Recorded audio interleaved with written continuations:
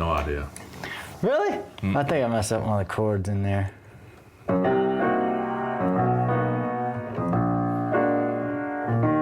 Really? You don't know what that is?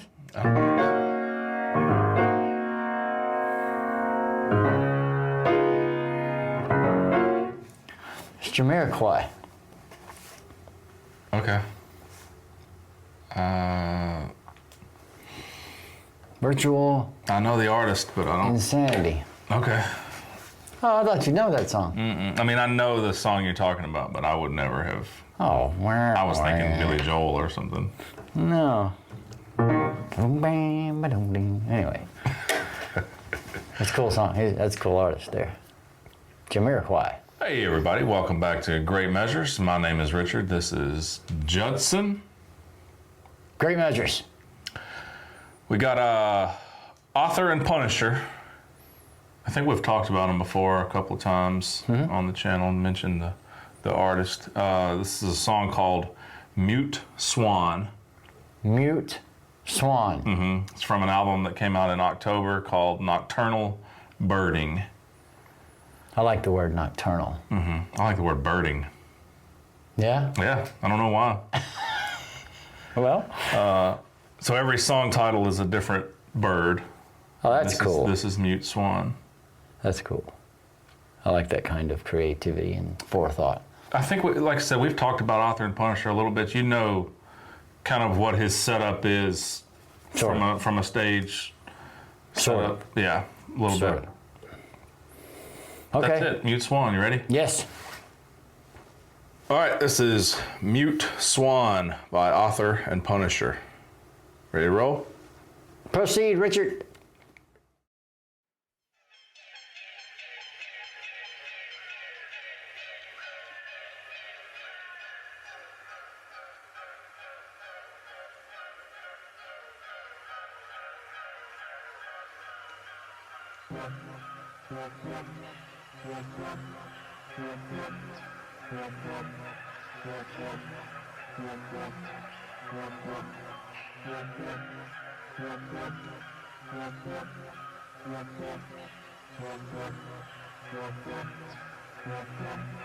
Compression to the forest, I feel the pain of mission gain.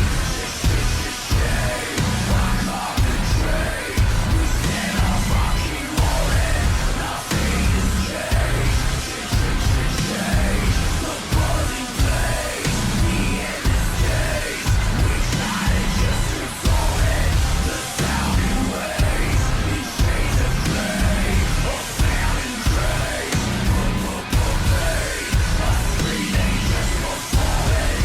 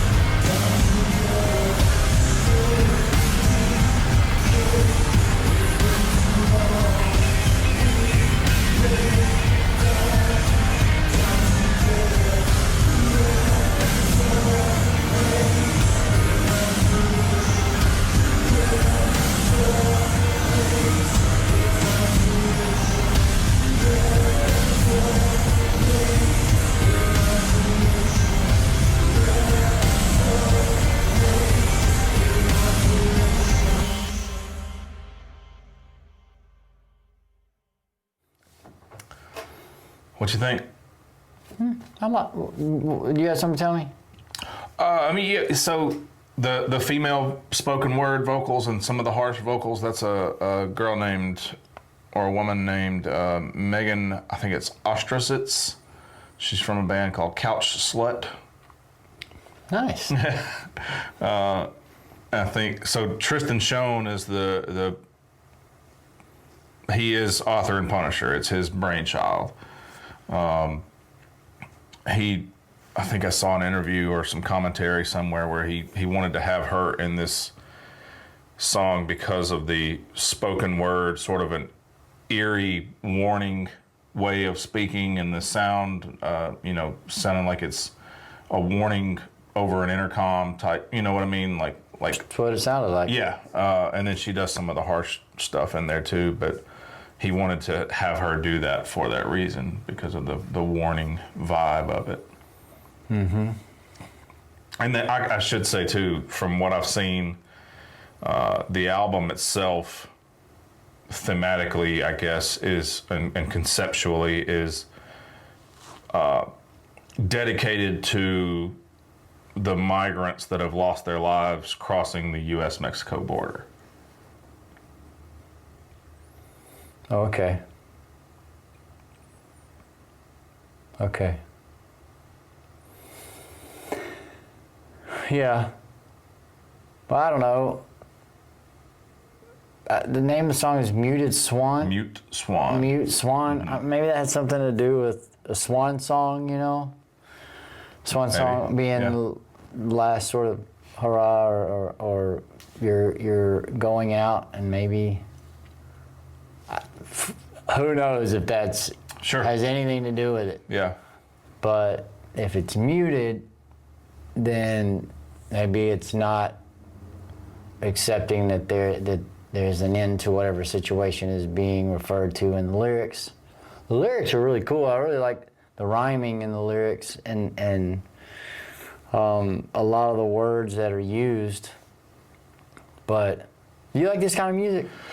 It's grown on me. Yeah. I saw him open for Tool in January of 2020, before the world flipped upside down and all of our timelines got skewed. But I had the only knowledge I had of Author and Punisher leading up to seeing him open for Tool was he did an intro to the song Plagueborn for Cattle Decapitation with some of his machinery sounds and industrial sounds. And it's a very brief intro to the song, but that was the first time I'd ever heard. That was 2015. That was the first time I'd ever heard of him. And then we go to the Tool concert, and he's the opener, and we walk in and we sit in our seats, and there's his machinery set up on stage, and I was like, what the hell are we about to experience? And it's live. It's one of the loudest things I've ever heard. And it's so cool to watch him with his little triggers and his, I don't even know, but he's kind of keeping the bass and beats with his finger on a, I can't explain it. I know he uses a lot of he's a mechanical engineer, and he built everything, from what I understand. He built all of, if not, or most of, if not everything, on his own. And it's a lot of dub machines and drone, not droid, not Star Wars, drone machines. Yeah. I like industrial music. Yeah. If you're gonna have to put, I don't necessarily put somebody in a box or in a category and mark it, and then you sort of write them off. But it's very cinematic to me. This music is cinematic. I like cinematic music, which if you listen to how he has the softer moments, well, I say softer, but just without the chaos behind it, I like that. I like the moments of solace, sort of. I like how the song begins, and it's kind of just going in between two chords. And then there's synthesizer stuff going on, and there's keys. We have to know Yeah. what his spaceship is over there and how he builds it to sort of really understand it. But the bass sounded really cool. Well, after there's a little bit of singing, and then the beat lets off again, and it's you hear that bass going doo doo doo doo going down to the end. I love that stuff, and the vocals seem like they're coming from everywhere. You know, he's got a lot of vocals, and there's a lot of reverb on the vocals, but you can understand what he's singing to an extent. Sure. And then you have that guitar riff that comes at down in there. That I've not, you know, I've heard 9 Inch Nails, but off the top of my head, I can't come up with much more of industrial music. I know I've heard some that's just been so far out there. It's hard for me to get my mind around. Or it's just more of a hard listen. Like it's more of a. It sounds like somebody's in a warehouse with a bunch of metal, throwing it around. Yeah. This is not that. This is very cinematic music, and it seems I think with this kind of music, you can have a simple idea, which I'm all about building around simple ideas. The best ideas in the world are fairly simple. I always say a circle. You know, you always start with a circle, and you can make all kinds of stuff. Frisbee straw, and it's all based around the idea of a circle. And hula hoop, all these ideas went crazy. Of course, we're talking about music, but the way the song moves, it's fairly simple. But when you're able to put that many sounds around it and move it along, you know, you add one here, and then you add one here, you add a vocal, or you add a spoken word thing, then you now have eclecticism, I guess, in the song around that one simple idea. You don't have to have crazy changes and crazy rhythm changes in order to accomplish a song that's sort of exciting all the way through. You know what I mean? Yeah, absolutely. And you know, coming out of one dude's head, just one guy, I always pay attention to those guys, the guys that have so much coming out of them. They can carry the load of the entire thing if they need to. I know he's got a guitar player over there, and I don't know anything. I really like the name. Yeah. Author and Punisher.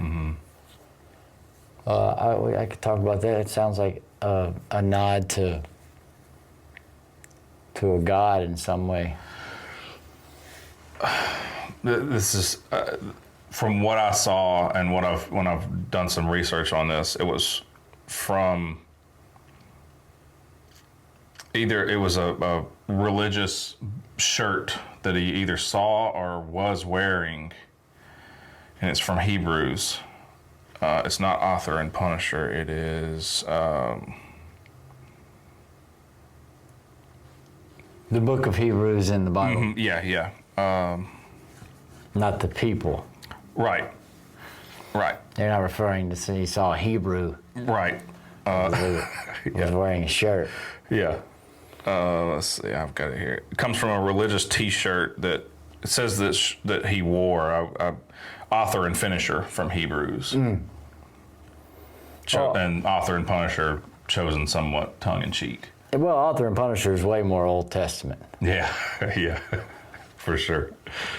But the name, at least, that's what I thought. I thought he's talking about God, or the idea of God in some aspect. And as far as I know, what I'm closest to, or what comes to my mind first, is the old Hebrew God. Yeah. That was a creator and fairly angry about everything. Yeah. But I don't know. I mean, I would like to know more about his setup. And I like this kind. Like I said, when it's cinematic and it just has this brooding, you just don't know what's going to happen next, and you know that it's going to be colossal. The changes are going to be colossal, and I I see this music sometimes as being way more of an influence or shout out to orchestral, symphonic, classical music than I do some of the other metal that we listen to. Industrial has never been something that I dove into. What I've heard of it, I've never just been a fan of it. But when I started doing my little listening sessions and research for the releases that came out in October, I went into it kind of skeptically with Author and Punisher because I know that it's industrial and I have. What does industrial mean to you? You know, that's the problem. I immediately think Nine Inch Nails. They're great though. I've never listened to enough of it, is what I'm saying. Like and what I have heard, I'm just not. It's something about the vocal delivery. You're talking about a vocal delivery right now? Yes. It's something about the way it. I know, but hear me out. And this is just a personal preference. I don't care if I get crucified for saying this out loud. And then they want to get crucified, you could just be wrong. When I hear industrial vocals, or what is most commonly used as industrial vocals, I hear Rob Zombie's vocals. And I despise Rob Zombie's vocals. Really? I like Rob Zombie. But, dude, well, how does that even correlate? What is that even? That's just what I hear.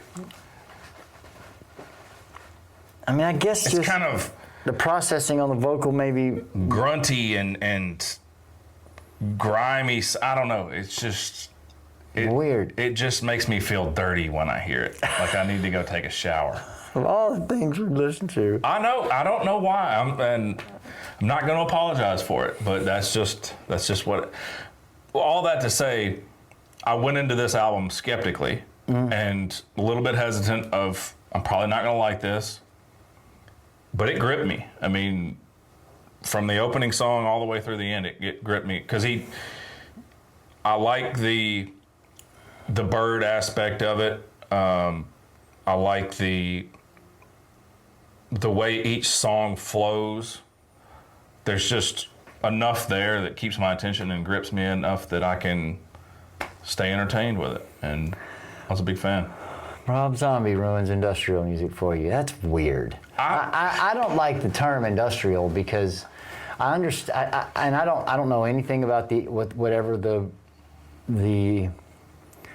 writers of genre say is the definition of industrial. So I don't know, but what I take it to be as is it's either having to do with the construction of the way that you deliver the sounds, that most of the stuff is electronic. Most of the stuff is built, and it sounds like I imagine somebody with a steel hammer hitting on a steel beam, sure, kind of a deal. And if it's the sound or if it's the actual manufacturing of the instrument, that it's an industrial instrument or whatever. Maybe it's all of those things wrapped into one. And at first that used to put me off. Like, I don't want to listen to it sounds soulless to me. It sounds like there's no, how can you put that thing, that spirit into a cold, hard hitting of steel? Is how I initially thought about it. And then I listened to Nine Inch Nails, and I don't know, this is not probably great to say, but I can remember when I was young taking LSD, and at the end of the trip, when things were when you were sort of coming down from it, but there would be these buzzes and stuff in my head, and then I could still hear the night before, sort of, there were just these noises. I don't know if it's your brain resetting or what it is, but I would hear these buzzings and these things, and when I first heard industrial music, that's what it reminded me of, was coming down off an acid trip. And not that, come down off an acid trip, if you have other drugs, it's not that bad. Sure. But we don't do drugs anymore. We do not. Just to get that out of the way. But so the music at first seemed a little bit uneasy. Yeah. It would make me uneasy. And then when I heard Nine Inch Nails, and I heard he's got these cool bass lines and stuff, and I know they're playing instruments a lot in Nine Inch Nails, and there are instruments that go along with it, and there's a lot of darkness in the song, or in the music, more so than just happy, you know what I mean? Yeah. Happy, rainbowy songs. And I'm drawn to more the sad music, and even the angrier industrial music, it's not as angry to me. It doesn't come across as being so wrathful. It's just big. It's just sort of in your face. And I grew more I got into improvisational, really crazy improvisational music that were just noise-making sessions to try to make those into songs. The more I got into the understanding of what industrial music is. And I'd like them, this guy intrigues the hell out of me just because I'm really into the synthy music right now, and then the fact that he makes it all, and I know it's very intricate, and it's very put together with a lot of thought and care. I think that just comes across to me now. Yeah. More. And I like the vocal in the song. You thought this sounded like Rob Zombie? Not as much, no. I hear it a little bit, but What you need to do... I also understand, because I've seen it live, I see that he's got this long, I don't even know what I guess it's some sort of microphone with some certain effects on it. So Sure. It distorts his voice a little more, so I have a more accepting attitude about What we ought to do is listen to a lot of Rob Zombie. on the channel. Just whatever we could. And then listen to industrial, just to try to...